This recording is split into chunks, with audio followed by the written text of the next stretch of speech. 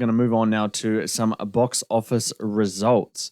So at number 1 was Taylor Swift, the ERAS tour movie, which dropped 66.6% to 31 million for the weekend and for a total of 129.8 million.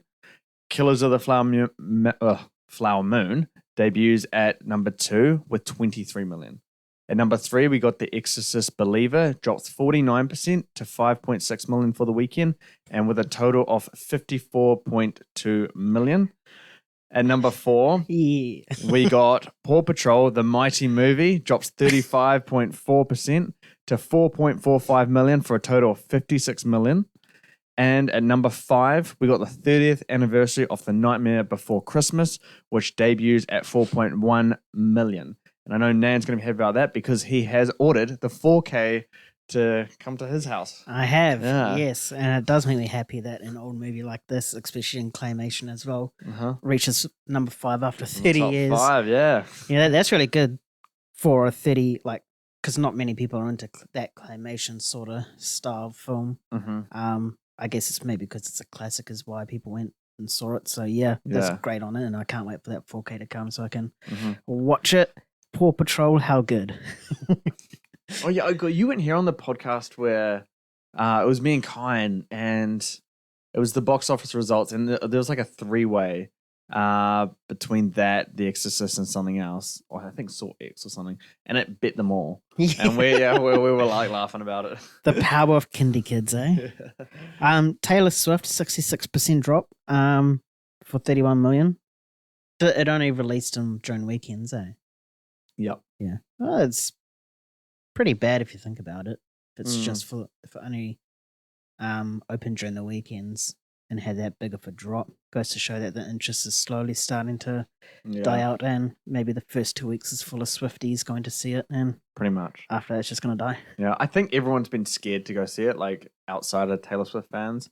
I don't know if you've seen videos of screenings and that, but there's people in they go down to the bottom in circles and they're jumping around singing. I've seen that. Yeah. And there's how it's just so much commotion. I've seen lots in cinemas. I've seen lots of videos of what happens in cinemas. I've seen MCU movies. Someone does a backflip.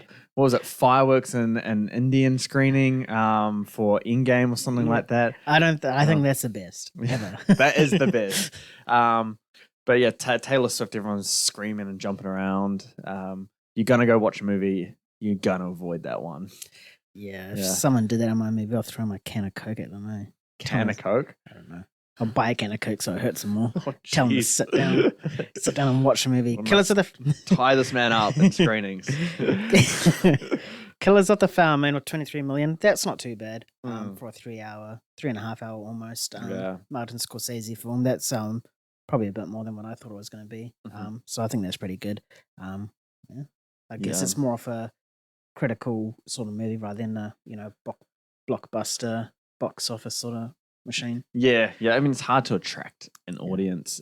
I mean, you're going to have Leonardo, De Niro, even Scorsese to a bit, really attracting people to those seats. But outside of that, it's not really a story that's going to capture casual audiences and all that. No. So I think 23 million is pretty good. I know it was tracking between 20 and 30.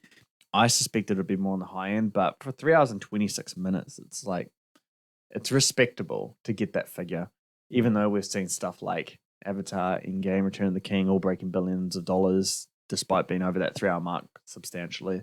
So I don't think the runtime has a huge effect, but yeah, it's a decent one. Who knows how Apple / Paramount is really going to handle this movie, because it was meant to have that limited opening in cinemas and then just push on to streaming.